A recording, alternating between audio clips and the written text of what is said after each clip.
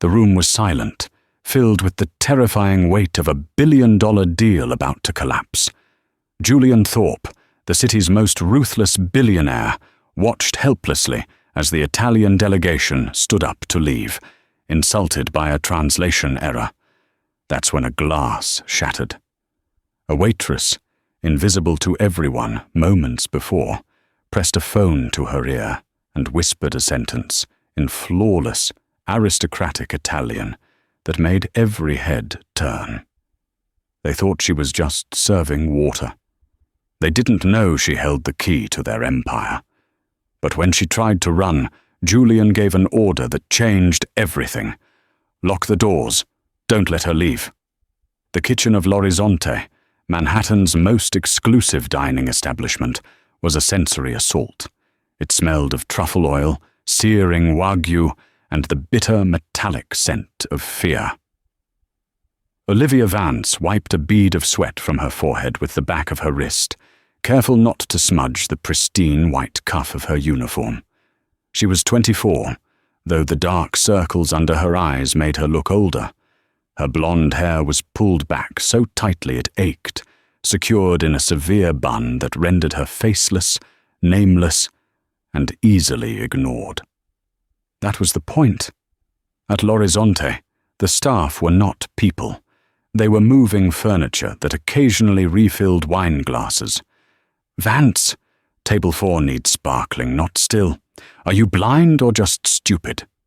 The voice belonged to Rick Salinger, the floor manager. Rick was a man who wore suits that were too tight and cologne that was too strong. He ruled the waitstaff with a mix of petty cruelty and chaotic incompetence. "Sorry, Rick," Olivia murmured, swapping the bottles instantly. "It won't happen again." "It better not," Rick sneered, leaning in close. "Tonight is the Thorpe dinner. Julian Thorpe. You drop a fork, you breathe too loud, and you're out on the street. I know you need this paycheck for that sick mother of yours. Don't test me." Olivia swallowed the lump of rage rising in her throat. Rick knew her situation. He knew her mother, Isabella, was in a care facility in Queens, battling early-onset dementia, and that the bills were drowning them. He used it as leverage every single shift. "I'll be invisible, Rick," she promised. "Good, now get out there. The Italians have arrived." Olivia pushed through the heavy velvet curtains into the dining room. The atmosphere shifted instantly from the chaotic noise of the kitchen to a hushed, reverent silence. The lighting was low, amber and gold, reflecting off crystal glassware that cost more than Olivia's rent. At the center of the room sat table 1. It was occupied by 4 men. On one side sat the Italians, led by Giovanni Moretti, the patriarch of a legendary Tuscan shipping dynasty. He looked like an aging lion. Silver hair, impeccable Brioni suit, and a scowl that could curdle milk. Opposite him sat Julian Thorpe. Olivia had seen Julian on the covers of Forbes and GQ, but the photos didn't do him justice. In person, he was terrifyingly still. He had dark hair, eyes the color of a stormy sea, and a jawline that looked carved from granite. He didn't fidget. He didn't smile. He just watched Moretti with a predatory focus. But there was a problem. A palpable tension hung over the table like a guillotine blade. Next to Julian sat a young man in a cheap suit, sweating profusely. This was the translator, a corporate hire named Kevin. Kevin was currently crumbling under the pressure. Olivia moved silently to the table to refill water glasses. She made herself small, a ghost in a uniform. "Signor Moretti," Julian said, his voice deep and smooth. "Please assure him that the acquisition of the Port Authority will not disrupt the local unions. We respect the tradition." Kevin, the translator, stammered. "Oh, Signore Moretti, Mr. Thorpe disse che, l'acquisto del porto non disturberà I sindacati." Moretti's eyes narrowed. He rattled off a rapid-fire response in Italian, his voice thick with a specific, difficult dialect from the rural vineyards of Tuscany. Non mi interessa cosa dice lui. Questo americano è un avvoltoio. Crede che la terra sia solo merce. Ditegli che se pensa di comprare la mia lealtà, come compra le sue prostitute, si sbaglia di grosso. It was a devastating insult. Moretti had just called Julian a vulture and implied he treated loyalty like a cheap transaction. Kevin turned pale. He looked at Julian. He says, he is concerned about the land. Olivia's hand trembled slightly as she poured the water. That's not what he said, she thought desperately. He's insulting him. If Julian doesn't push back correctly, the deal is dead. But she couldn't speak. She was a waitress. She was invisible. Just the land? Julian asked, his eyes narrowing. He sensed the omission. Is that all he said? Yes, sir, Kevin lied, wiping his forehead. Just general concerns. Julian sighed, clearly frustrated but flying blind. Tell him the price is negotiable.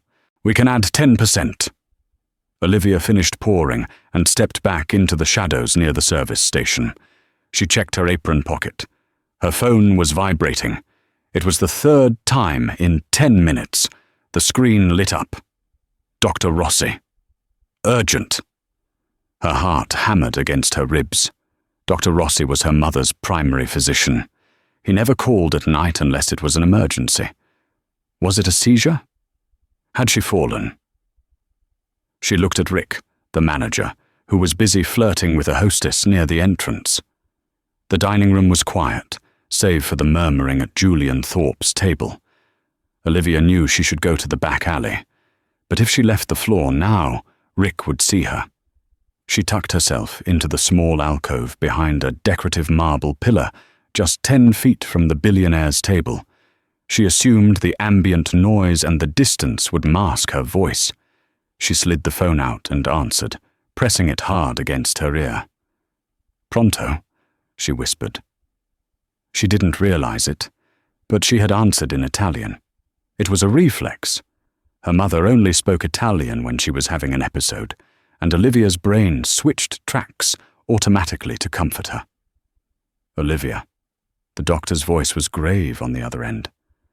Your mother is having a lucid moment, but she is agitated. She keeps asking for the Moretti papers. She says they are coming for her.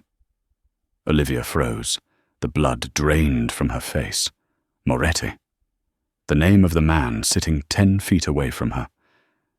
Dilla di stare calma, Olivia whispered urgently, her Italian shifting into the refined, aristocratic accent she had been raised with before their life collapsed. Non ci sono documenti. Nessuno la troverà. È al sicuro. Tell her to stay calm. There are no documents. No one will find her. She is safe. At table 1, Giovanni Moretti stopped eating. His fork hovered halfway to his mouth. Olivia continued, her voice low but passionate, unaware that the acoustic architecture of the domed ceiling was carrying her whisper directly to the VIP table. Ascolta, dottore. Devo chiudere. Ma se parla di mio padre, se menziona la spedizione di Livorno, falle tacere. Per l'amor di Dio, non lasciarle dire quel nome. Listen, doctor, I have to go. But if she speaks of my father, if she mentions the Livorno shipment, silence her. For the love of God, don't let her say that name. She hung up, her chest heaving. She closed her eyes for a second, composing herself, putting the mask of the waitress back on. When she opened her eyes, the dining room was dead silent. She stepped out from behind the pillar. Julian Thorpe was turned in his chair, staring directly at her. His expression was unreadable, intense, and calculating. But it was Giovanni Moretti who looked like he had seen a ghost. The old Italian man was gripping the tablecloth with white knuckles, staring at the waitress with a mixture of horror and recognition. Signorina, Moretti whispered. Livorno? Rick, the manager, spotted the scene. He saw the frozen table, the waitress standing where she shouldn't be, and the phone in her hand. He came sprinting over, his face red with fury. "Vance!" Rick hissed, grabbing Olivia's arm hard enough to bruise. "I told you, no phones! You've disturbed Mr. Thorpe. You're done! Get out! Get your things and get out now!" Rick turned to Julian, putting on a simpering smile. "Mr. Thorpe, Mr. Moretti, I am so deeply sorry. This incompetence is unacceptable. She is leaving immediately." Olivia kept her head down, shame burning her cheeks. "I'm sorry," she whispered. She pulled her arm from Rick's grip and turned to flee toward the kitchen doors. She just wanted to get to the hospital. She just wanted to disappear. "Stop!" The word was spoken softly, but it carried the weight of a command that could level cities. It wasn't Rick who spoke. It wasn't Moretti. It was Julian Thorpe. Olivia froze, her hand hovering over the brass handle of the kitchen door. Julian stood up slowly. He towered over the table. He didn't look at Rick. He was looking at the back of Olivia's head. "Rick, is it?" Julian asked, his voice icy. "Yes, sir, Mr. Thorpe. Again, I apologize." "Shut up," Julian said calmly. He walked around the table, his footsteps echoing on the parquet floor. He stopped 3 feet from Olivia. "Turn around." Olivia turned slowly. She refused to meet his eyes, staring at the knot of his silk tie. "You speak Italian," Julian stated. It wasn't a question. "A little, sir." "From school," she lied. It was a weak lie. Her accent on the phone had been native, specifically Florentine aristocracy. Julian stepped closer. He smelled of sandalwood and cold rain. "You were speaking about the Livorno shipment, and you understood what Signor Moretti said earlier, didn't you? When my translator said he was concerned about the land." Olivia bit her lip. She looked at Kevin, the sweating translator, who looked ready to vomit. She looked at Rick, who looked confused. I have work to do, sir. I've been fired." "You haven't been fired," Julian said. He turned to Rick. "She still works here?" Well, if you say so, Mr. Thorpe," Rick stammered. "Good." Julian turned back to Olivia. "Because Kevin is fired." "What?" Kevin squeaked. "Get out," Julian said, without looking at him. Kevin scrambled away, clutching his briefcase. Julian looked down at Olivia. "I need a translator. A real one. And it seems you know more about Signor Moretti's business than a waitress should." "I can't," Olivia said, panic rising. "I have to go. My mother. I will have my personal doctor sent to your mother immediately. Best in the city," Julian countered instantly. "Whatever she needs, she gets. But you stay." Olivia looked up, finally meeting his eyes. They were intense, searching, and dangerously intelligent. He knew she was hiding something. "Why?" she asked. Julian glanced at Moretti, who was still staring at Olivia with suspicion. "Because—" Julian lowered his voice so only she could hear. "Moretti just called me a vulture, and you're the only person in this room who knows why he's afraid of a shipment from Livorno. You're not leaving this table until I get my deal." He turned to his head of security, a massive man standing by the entrance. "Lock the doors," Julian ordered, his voice ringing out through the restaurant. "Don't let her leave." The sound of the heavy oak doors bolting shut echoed like a gunshot. The few other diners in the restaurant whispered nervously, but nobody moved. When Julian Thorpe commanded a room, the world stopped turning. Olivia stood paralyzed. Her heart was hammering a frantic rhythm against her ribs. This was a disaster. If Giovanni Moretti recognized her, truly recognized her, it wouldn't just be her job at risk. It would be her life. "Sit," Julian said, gesturing to the empty chair where the incompetent Kevin had sat moments before. "I can't sit," Olivia protested weakly. "I'm in a uniform. It's against protocol. I own the building, the mortgage on this restaurant, and the debt of the company that manages it," Julian said, his eyes hard. "My protocol is the only one that matters." "Sit down, Miss Vance," she said, using her mother's maiden name. "Olivia Vance." She sat. The chair was plush velvet, a stark contrast to the hard wooden stools in the kitchen. She felt absurd in her stained white apron next to Moretti's $3,000 suit. Giovanni Moretti was staring at her. His eyes were dark beads, calculating and cold. He leaned forward, the smell of expensive cigars clinging to him. "Chisei?" he asked softly. "Who are you?" Olivia took a breath. She had to play this perfectly. She had to be just a waitress with a talent for languages, nothing more.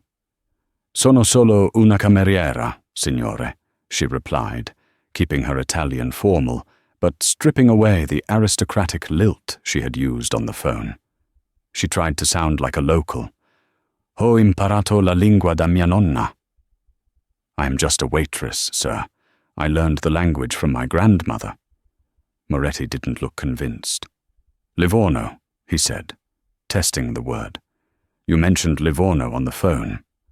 "A coincidence," she lied, her hands clenching under the table. "My cousin. He works at the docks there." Julian was watching the exchange like a hawk. He didn't speak Italian, but he spoke the language of deception fluently. He knew she was lying. He saw the micro-tremors in her hands, the way she avoided Moretti's gaze. "Translate," Julian ordered. "Ask him why he stalled the deal. Tell him I know about the vulture comment." Olivia turned to Moretti. She straightened her spine. If she was going to be forced into this, she would do it on her terms. "Mr. Thorpe knows you insulted him," she said in Italian, her voice gaining strength. "He wants to know why you are stalling.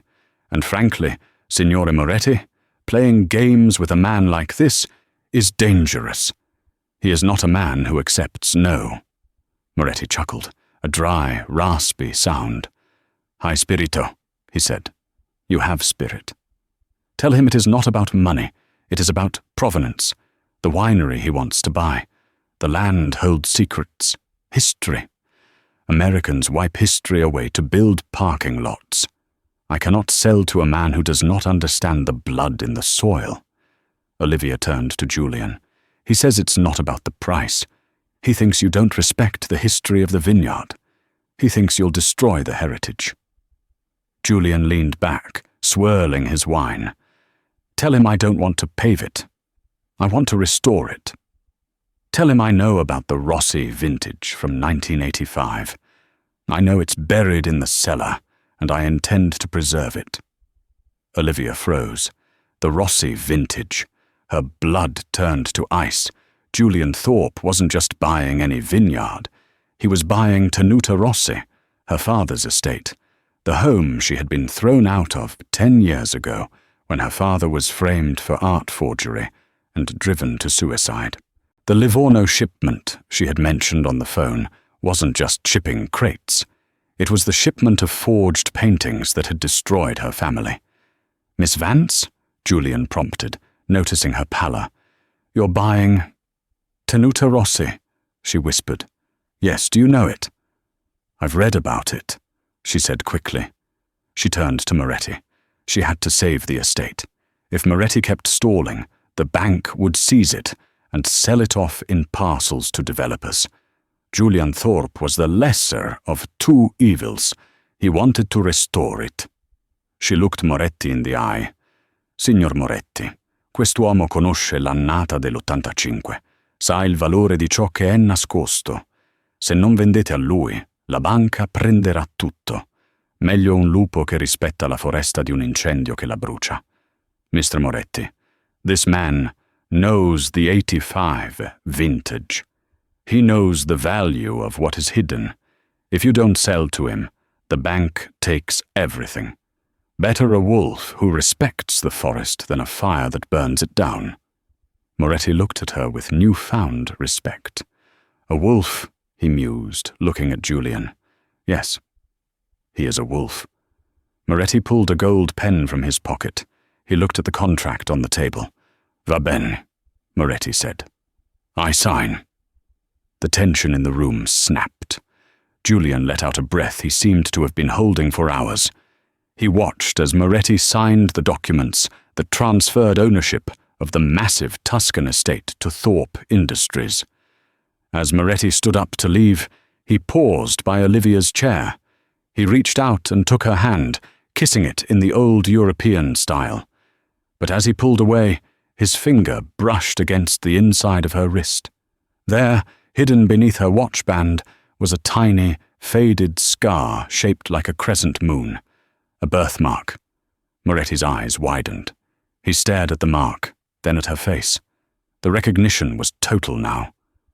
Impossibile, he breathed. Olivia Rossi, la figlia del falsario. Olivia Rossi, the forger's daughter? Olivia yanked her hand back. No, she said, her voice trembling. My name is Vance. Moretti looked at Julian, a malicious grin spreading across his face. Mr. Thorpe, you have an interesting taste in staff. Be careful with this one. Bad blood runs deep. If she is who I think she is, check your pockets. With a final, chilling laugh, Moretti signaled his entourage and swept out of the restaurant. Julian sat in silence for a long moment. The deal was done. He had won.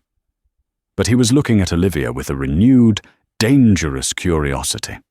The forger's daughter, Julian repeated softly. He's crazy, Olivia said, standing up. Can I go now? I did what you asked. Julian stood up too, blocking her path. He was massive, radiating heat and power. You saved $100 million deal, Olivia. You think I'm just going to let you walk back into the kitchen to wash dishes? That's my job. Not anymore. Julian pulled a sleek black card from his jacket pocket. My driver is outside. You're coming with me. Excuse me? Olivia took a step back. I am not going anywhere with you. I don't know what kind of girls you're used to, but to the gala. Julian interrupted, his eyes gleaming with amusement. Tonight is the Metropolitan Museum Gala. I need a translator for the Italian delegation there, and apparently I need someone who knows about the Rossi vintage. I have nothing to wear. I smell like garlic and dish soap. Julian looked her up and down. It wasn't a lecherous look. It was an appraisal. I have a stylist meeting us at the penthouse. You have 1 hour. And if I refuse? Julian stepped closer, leaning down so his lips were inches from her ear. Moretti recognized you, Olivia. He knows who you are. If you walk out that door alone, how long do you think you'll last before his people find you? He seems to think your father owed him something. Olivia felt a chill run down her spine. He was right. Moretti had been one of her father's biggest enemies. I can protect you, Julian whispered, but you have to trust me. Don't let me walk out of here alone. Olivia looked at the kitchen doors, then at the billionaire offering her a hand. It was a deal with the devil, she knew. But right now, the devil was the only one offering a shield. 1 night, she said. I work for you for 1 night. Julian smiled, and for the first time, it reached his eyes. It was a smile that could start wars. 1 night is all I need to change your life, Olivia. The ride to Julian Thorpe's penthouse was a blur of neon city lights and suffocating silence. The Maybach was hermetically sealed against the noise of New York, a leather-scented capsule of wealth moving through the veins of the city. Olivia sat as far away from Julian as the back seat allowed, clutching her purse like a shield. She had texted her mother's nurse, confirming that a new doctor had indeed arrived, a specialist from Mount Sinai, paid for in advance. Julian didn't bluff. "Stop shaking," Julian said, not looking up from his tablet. The blue light illuminated the sharp angles of his face. "You look like you're heading to an execution." "I feel like I'm being kidnapped," Olivia retorted. "Kidnapped by a man who just bought my family's legacy." Julian set the tablet down. He turned his head slowly, his eyes locking onto hers. "I didn't kidnap you, Olivia. I offered you an escape route. Moretti is not a forgiving man. If he thinks your father swindled him on that shipment years ago, he will collect the debt from you, unless you are under my protection." "And what is the price of your protection?" Olivia asked, her voice sharp. "Because I've learned that nothing with men like you is free." "Men like me?" Julian raised an eyebrow. "You mean billionaires? Or men who get what they want?" "Both." "The price is simple," Julian said. "Tonight you are not a waitress. You are my consultant, my asset. You help me navigate the Italians at the gala. You ensure the deal is solidified socially, and in exchange, I keep the wolves at bay. Tomorrow, if you want to go back to scrubbing plates, I won't stop you." The car glided to a halt in front of a monolithic glass tower on 57th Street. The doors were opened by uniformed doormen before the vehicle had even fully stopped. The penthouse was less a home and more a museum in the sky. It was all glass, steel, and modern art, cold, impressive, and devoid of warmth. In the center of the living room, a small army of people was waiting. "You have 40 minutes, Julian announced to the room. A woman with fiery red hair and a measuring tape draped around her neck stepped forward. This was Sasha, one of the city's most feared stylists. She looked Olivia up and down with critical, narrowing eyes. "Structure is good," Sasha muttered, circling Olivia like a shark. "Posture is terrible. Too much defensive hunching. We need to expose the neck, show vulnerability and power simultaneously." "I am not a doll," Olivia snapped, stepping back. "Tonight you are a weapon," Sasha corrected, "and Mr. Thorpe wants you sharp." The next hour was a whirlwind. Olivia was scrubbed, polished and painted. Her waitress uniform was discarded in a heap, replaced by silk and lace. Her hair, usually scraped back in that severe bun, was released into cascading waves of honey gold that framed her face. Then came the dress. It was a custom piece, a midnight blue velvet gown that hugged every curve of her body before flaring out at the floor. It was strapless, with a plunging neckline that was daring but elegant. It was the color of the Tuscan sky at twilight. When Olivia stepped out of the dressing room, the chatter in the living room died instantly. Julian was standing by the floor-to-ceiling window, adjusting his cufflinks. He turned around, and for a moment, his hands went still. He walked over to her, stopping a foot away. The air between them seemed to crackle with sudden electricity. He looked at her, not as an employee, not as a problem to be solved, but as a woman.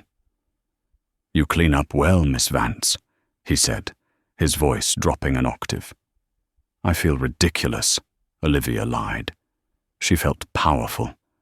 For the first time in years, she looked like the woman she was supposed to be before her father's scandal destroyed their lives. She looked like Olivia Rossi. "You look dangerous," Julian corrected.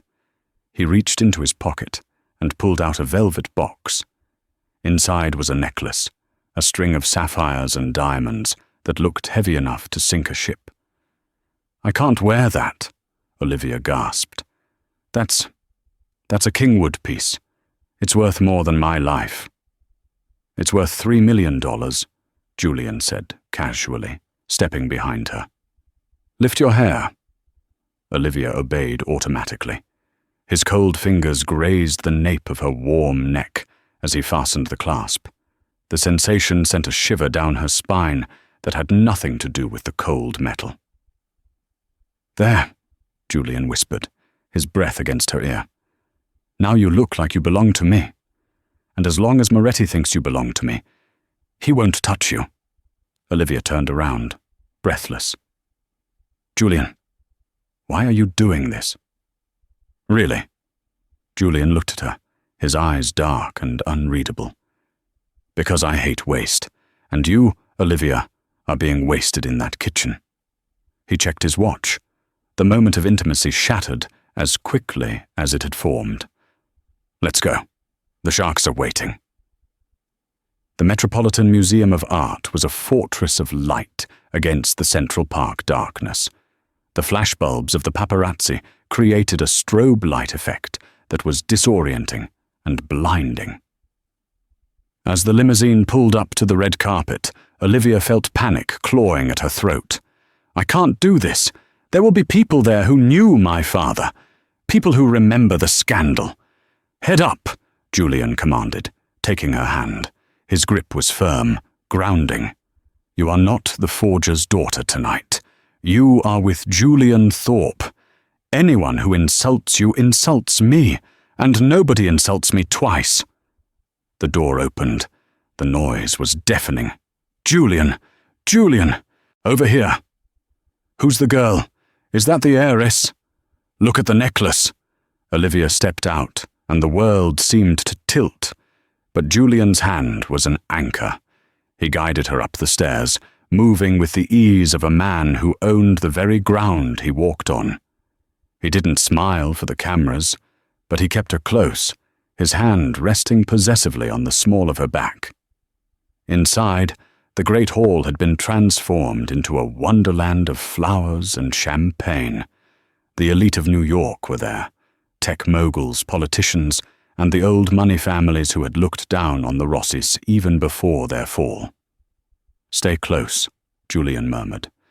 "Our objective is the Italian delegation near the Temple of Denda. We need to solidify the port deal." But before they could move, a voice cut through the ambient chatter like a glass shard. "Julian, darling, I didn't think you were coming." A woman glided toward them. She was stunning in silver sequins, with ice-blonde hair and a smile that didn't reach her eyes. Olivia recognized her instantly. Clarissa Davenport, the daughter of a media tycoon and a woman who had made Olivia's life miserable in boarding school years ago. Clarissa had been the ringleader of the girls who mocked Olivia when the news of the forgery scandal broke. "Clarissa," Julian nodded politely, though his posture stiffened. Clarissa's eyes darted to Olivia, and recognition flickered, followed by confusion. She clearly recognized the face, but she couldn't reconcile the stunning woman in midnight velvet with the broken girl she had tormented, or the waitress she might have ignored at a restaurant. "And who is this?" Clarissa asked, her voice dripping with faux sweetness. "I don't think we've been introduced." "This is Olivia," Julian said simply. He offered no last name, no explanation. It was a power move. "Olivia," Clarissa tested the name. She stepped closer, squinting. "You look terribly familiar. Did you go to Swiss Calm with my sister, or—" "Wait. No." Clarissa's eyes widened maliciously. "You look just like that girl. Oh, what was her name? The one whose father painted fake Rembrandts in his basement. Rossi. Olivia Rossi." The circle of socialites nearby went quiet. The name Rossi still carried a stench in these circles. Olivia felt the blood drain from her face. This was it. The humiliation. Clarissa laughed, covering her mouth. "Oh, Julian, surely not. You haven't brought a criminal's daughter to the Met Gala? Is this some sort of charity case?" Julian opened his mouth to speak, his face darkening with rage, but Olivia squeezed his hand. "No," she thought. "I am not hiding anymore." Olivia stepped forward, releasing Julian's arm. She stood toe-to-toe with Clarissa, utilizing every inch of the height her heels gave her. "It's good to see you, Clarissa," Olivia said, her voice smooth and cultured, projecting perfectly. "And yes, I am Olivia Rossi."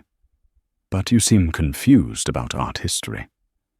Olivia gestured to a painting hanging on the temporary display wall nearby, a minor Renaissance piece.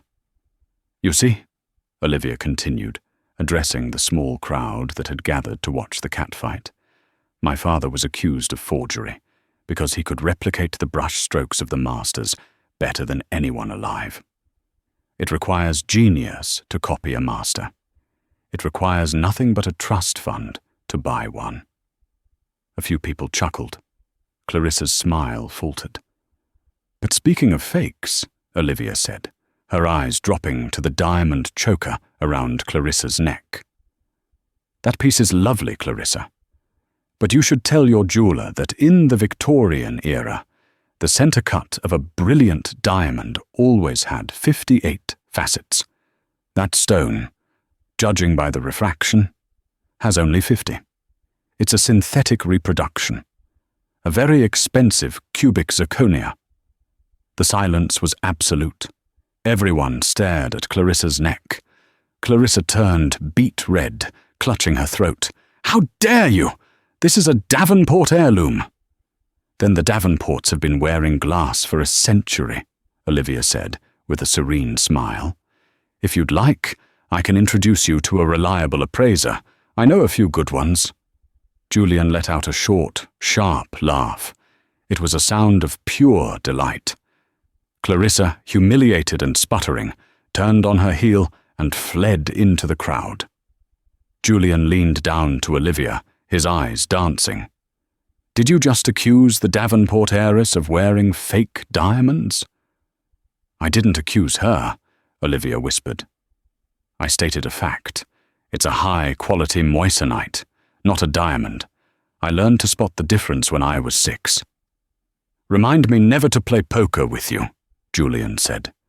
He took her arm again, but this time there was a new respect in his grip. "Come on. The Italians are watching, and I think you just impressed them more than my checkbook ever could." The rest of the evening passed in a blur of victories. With Olivia by his side, Julian was unstoppable. She translated not just the words of the Italian delegation, but their intent. She caught subtle idioms, cultural references, and hidden hesitations. By midnight, they had moved to the balcony overlooking Central Park to escape the heat of the ballroom. The air was cool, a relief against the flushed excitement of the night. Julian handed her a glass of champagne. They stood in silence for a moment, looking out at the skyline. "You were amazing in there," Julian said quietly. "I've been trying to crack the Napoli contract for 6 months. You did it in 20 minutes. "They just needed to feel understood," Olivia said, leaning against the stone railing. "Business is personal to them. You treat it like war. Sometimes you have to treat it like a dinner party." Julian turned to face her. "And what about you, Olivia? What do you treat life like?" "Survival," she answered honestly. "Since my father died, it's just been about keeping my head above water, keeping my mother safe." "Your father," Julian started, treading carefully. "The charges against him. Were they true?" Olivia looked into her glass. "He painted them. Yes, but he didn't sell them as originals. He sold them as studies. It was his partner, a man named Silvestri, who forged the provenance papers and sold them to galleries as real. My father was the talent, but he was naive. When the police came, Silvestri vanished, and my father took the fall." She looked up at Julian, her eyes fierce. "He wasn't a criminal. He was just too trusting." Julian stared at her, his expression softening.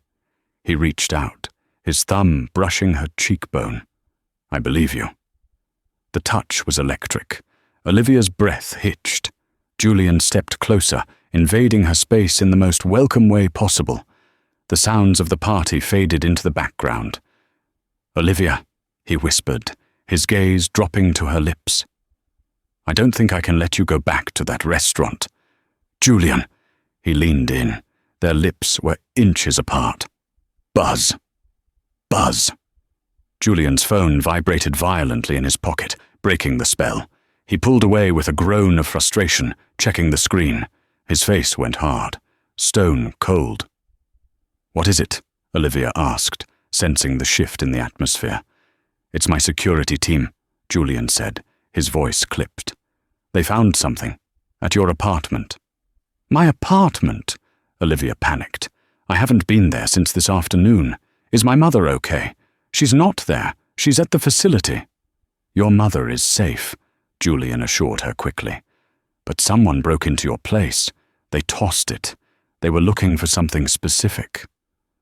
Olivia felt cold. "The papers. Moretti." "Moretti is still inside the gala," Julian said, looking back toward the ballroom doors. "I've had eyes on him all night. He didn't order this." "Then who?" Julian looked at her grimly. "That's what we need to find out. But there's more. My security found a listening device in your living room. It's been there for weeks." Olivia gasped. "Weeks? But I was just a waitress until tonight. Why would anyone bug my apartment?" "Because," a voice spoke from the shadows of the balcony entrance. Olivia and Julian spun around. Stepping out of the darkness was a man Olivia hadn't seen in 10 years. He was older, greyer, but the jagged scar running down his chin was unmistakable. It was Marco Silvestri, her father's partner, the man who had framed him and disappeared. He held a gun loosely at his side, pointed at the ground, but ready. "Because, Piccola Olivia," Silvestri smiled, revealing yellowed teeth, "you are the only one who knows where your father hid the master key. The ledger that proves where all the fake paintings went. And I need that list." Julian stepped in front of Olivia instantly, shielding her with his body. "Who are you?" Julian demanded, his voice low and dangerous. "I'm the man who created the Rossi legacy," Silvestri sneered. "And you, Mr. Billionaire, are in my way. I saw the news. You bought Tenuta Rossi. I assume you're looking for the ledger too?" "I bought it for the wine," Julian said calmly, inching forward. "Liar!" Silvestri snapped, raising the gun. "Nobody buys a ruin for the wine. You want the list. You want to blackmail the collectors who bought the fakes. It's worth billions." Olivia peered around Julian's shoulder. "The ledger. It's at the vineyard." "Don't play dumb," Silvestri shouted. "Your father wrote to you before he died. He told you where it was." "He never wrote to me," Olivia cried out. "He died without saying a word." "Enough!" Julian barked. "How did you get in here?" "I have friends in low places. Waitstaff are invisible, remember?" Silvestri mocked, echoing Olivia's own thoughts from earlier. "Now give me the girl. She's coming with me to Italy. She's going to open the vault." "Over my dead body," Julian snarled. "That can be arranged." Silvestri raised the gun, aiming directly at Julian's chest. Olivia's mind raced. She looked at the champagne glass in her hand. She looked at Julian's broad back. She looked at Silvestri's finger tightening on the trigger. She didn't think. She acted. "Wait!" she screamed, stepping out from behind Julian. "I know where it is. I lied. I know where the ledger is." Silvestri hesitated. "Where?" "It's not in Italy," she lied desperately. "It's in the vault, at the restaurant, at L'Orizzonte, under the floorboards of the wine cellar. That's why I was working there." Silvestri's eyes widened. The lie was plausible. The restaurant? It was the split second of distraction Julian needed. Julian didn't throw a punch. He moved with the terrifying speed of a viper. He lunged, chopping Silvestri's wrist. The gun clattered to the stone floor. Julian followed up with a brutal knee to the gut and a right hook that knocked Silvestri unconscious before he even hit the ground. Security burst onto the balcony seconds later, guns drawn. Julian stood over the unconscious body, straightening his tuxedo jacket. He was breathing hard, his eyes wild. He turned to Olivia. She was shaking, staring at the fallen man. "You lied," Julian said, impressed, "about the restaurant." "I had to distract him," she whispered. "You saved my life," Julian said. He walked over to her and pulled her into his arms, crushing her against him. Again. "Julian," she mumbled into his chest. "Silvestri. If he's back, that means the past isn't dead. He framed my father. I can prove it now. If we find that ledger—" Julian pulled back, holding her face in his hands. "We will find it. We're going to Italy. Tonight." "Tonight?" "The jet is ready. We're going to Tenuta Rossi. We're going to find that ledger before anyone else does, and we're going to clear your father's name." He kissed her forehead, a promise sealed in skin. "Pack your bags, Olivia. We're going hunting." The Gulfstream G650 cut through the night sky like a silver bullet, racing against the sunrise toward Italy.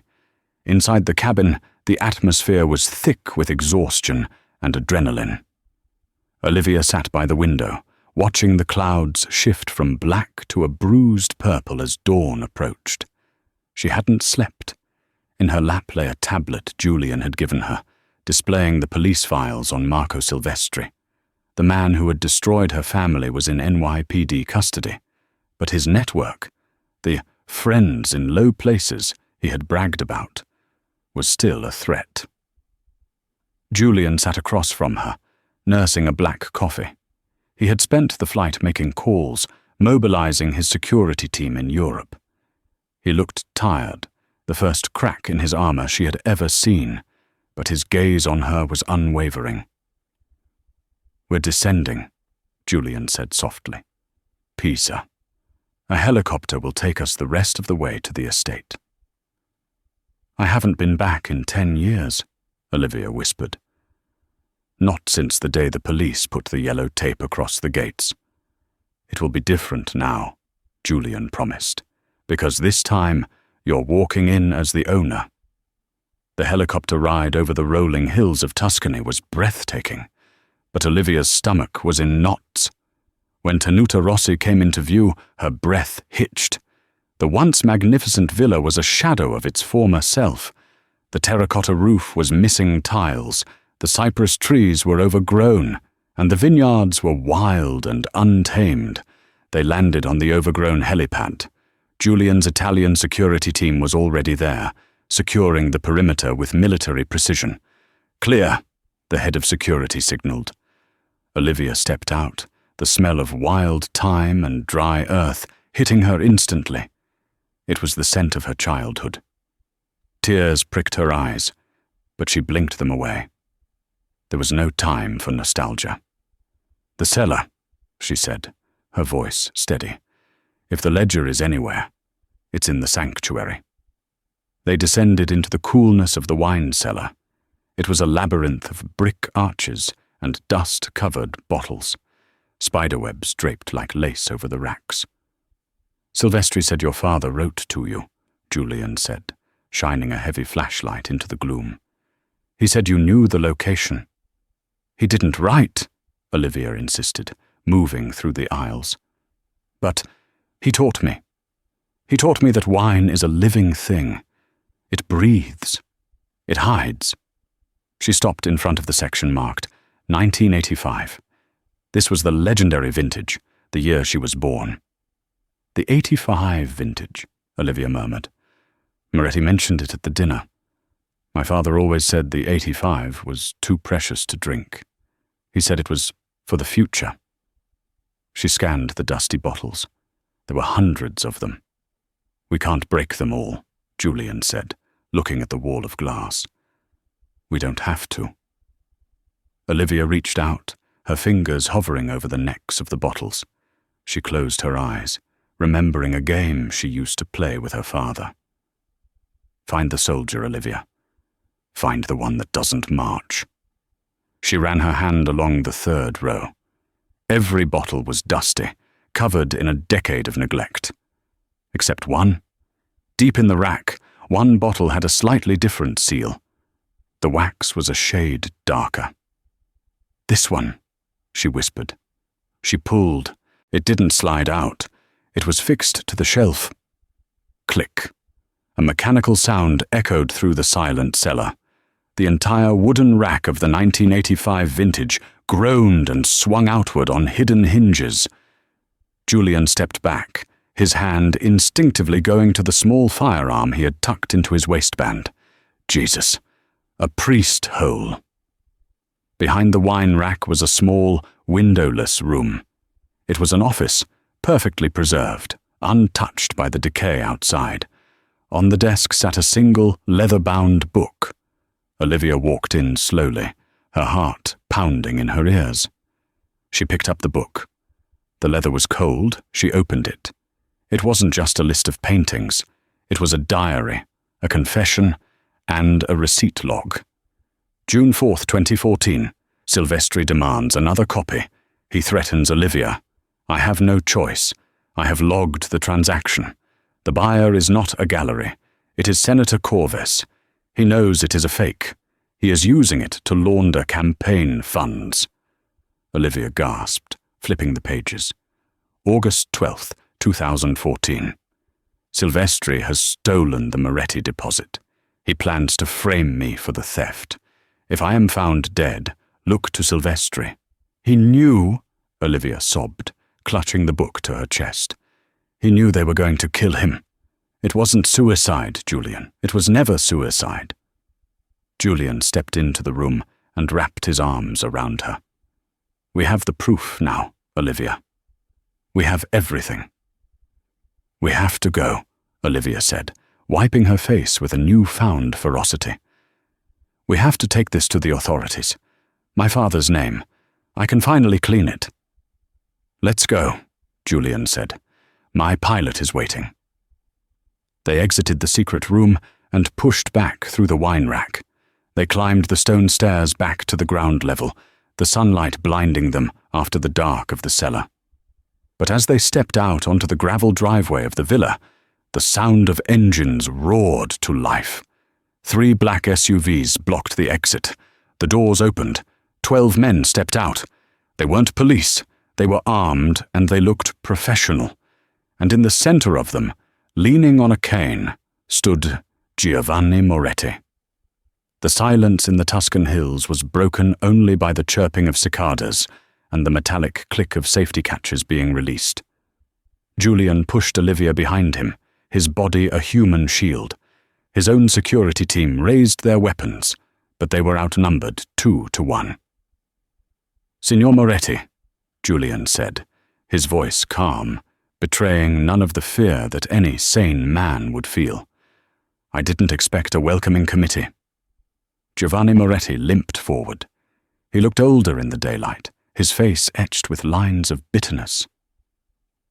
The waitress, Moretti spat the word, looking past Julian to Olivia. Or should I say, the thief's daughter. You found it, didn't you?